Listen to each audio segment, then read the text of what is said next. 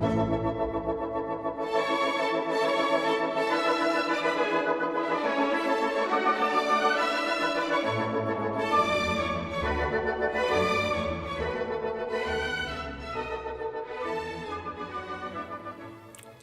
my name is Dr. Kayleen Asbo.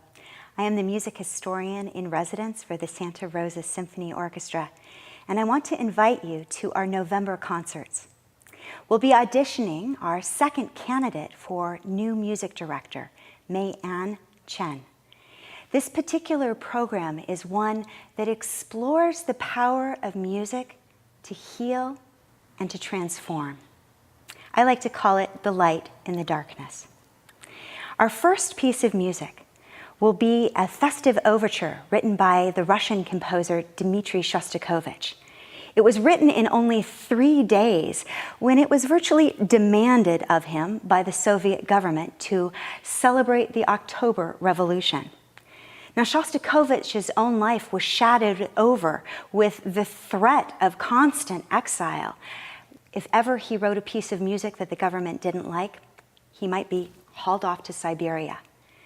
And yet, amidst this darkness, he created in 3 days a piece of monumental triumph and celebration, marked by brass fanfares. It's a piece of music that celebrates the triumph of the human spirit, even in the most confining of circumstances. The second piece on our November program will be the Tchaikovsky Piano Concerto. Beloved by American audiences since its very first performance, it had a troubled and labored beginning. Tchaikovsky had actually wanted to dedicate this extraordinary piece of work to his friend and his mentor, Nikolai Rubinstein. But when he played the piece for Rubinstein, well, the reaction was not what he had hoped. I want to listen to just the opening beginning of this monumental piano concerto, and listen for the crashing chords, the lush sonority, the sense of drama that we hear.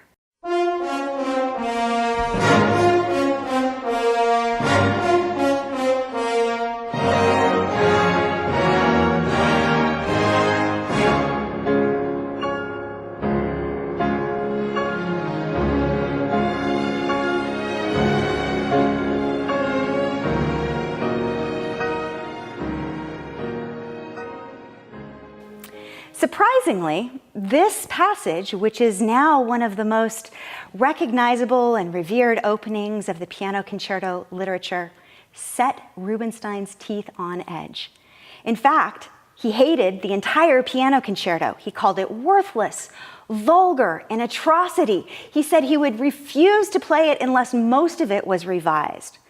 Well, can you imagine what Tchaikovsky's reaction was to this?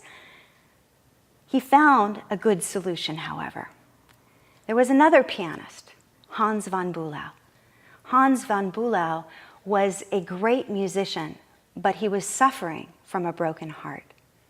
His wife, Cosima, the daughter of Franz Liszt, had been carrying on for years in a torrid affair with Richard Wagner. While von Bülow was conducting Wagner's operas, Wagner was impregnating von Bülow's wife. Well, this finally came to a head, and von Bülow and Cosima finally split and divorced. Hans von Bülow needed something to pour his broken heart into. What he poured his broken heart into was the Tchaikovsky Piano Concerto. He took it on tour throughout the United States. He performed it 139 times. It wasn't just a musical performance. I believe that for Hans von Bülow, what the audience experienced was a Dionysian moment of catharsis, of pure drama of a broken-hearted soul pouring itself into music that was big enough to hold him. The power, the passion, and the pathos of that instrument has stirred audiences ever since. It's an example of how music is so much more than entertainment, that music can actually be healing. Jennifer Higdon, the composer of our third piece in November's program, knows all about that. The work that we're going to hear, Blue Cathedral, was her own act of music therapy. In the depths of grief, after suffering the loss of her beloved younger brother, she poured her angst into her writing pen. What we're going to hear is a beautiful tribute. And in this, we get to see reflected elements of the relationship between Jennifer and her younger brother. Jennifer played the flute, her younger brother played the clarinet. And in this piece, we have these two lines, these two instruments mirroring these two people. Jennifer, being older, enters first in the flute in a beautiful melody. Her younger brother, being born second, enters and follows.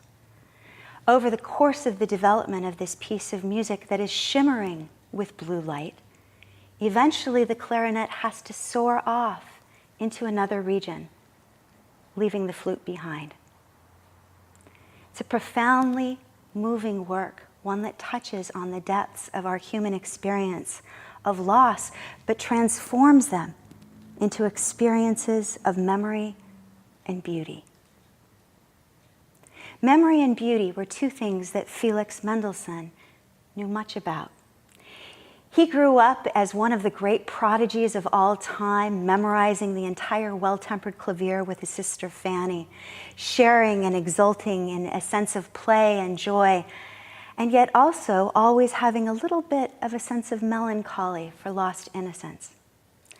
In his later life, he looked back upon a journey that he had taken as a youth in Italy, and this recollection brought him some of his fondest memories. As a young man, he had traveled throughout the sun-scaped lands of Tuscany and viewed the beautiful and elegant lakes of Italy. He had taken his watercolor in hand and he had created image after image after image of this land of sun that touched his soul. And that memory stayed with him.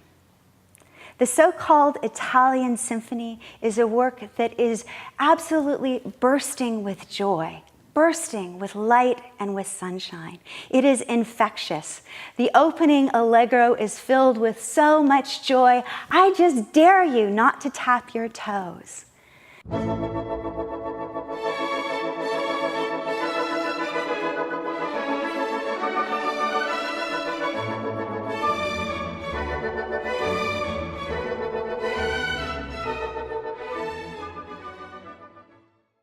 The second movement will conjure up images of some of the religious processions Mendelssohn witnessed when he was in Florence and when he was in Rome. The monks chanting their hymns, the sense of benevolence, solemnity, dignity, and quiet joy permeating the music. The third movement is an elegant minuet. I like to imagine that the melody came to him when he was sitting on one of those rapturous lakes, looking at the moonlight on the seashore, dreaming romantic dreams as a youth. The fourth movement is a whirlwind of energy. It's called a Saltorello, but it's actually more of a Tarentella. It begins with a festive sense of dynamism, drama, upbeat, excited, thrilling, and it gets faster and faster and faster. A tarentella was a dance in Italy that was to be danced according to tradition if you had been bitten by a tarantula. It was thought that the energy and dynamism of this whirling dance was so intense, so strong, the power of this so profound, that it could literally draw out poison and prevent death from occurring. This is a concert that will take us through realms of darkness and end in triumphant joy. It is a concert of music that celebrates the spirit of Orpheus to guide us through underworlds of loss, of pain, of longing, and to find our way into light and hope and joy. Music is so much more than entertainment. Music has the power to heal, the power to change, the power to revolutionize the world. This is a concert that celebrates just that. I invite you to join me for this musical adventure. Attend the dress rehearsal on Saturday, November 4th, or come to one of the concerts, November 4th, 5th, or 6th. An hour before those 3 concerts, I will take the stage of Weill Hall and I will interview our music director candidate, Mei-Ann Chen. We'll talk about the role of music in her life, her vision for this concert, but also what she imagines might be possible for the Santa Rosa Symphony in its journey of bringing music into the community. If you'd like to go deeper into the history of music, I invite you to come to this beautiful Petulama Historical Library and Museum for a series of musical Mondays where I will continue to explore the history of the development of the piano concerto and the symphony. It's going to be a wonderful event.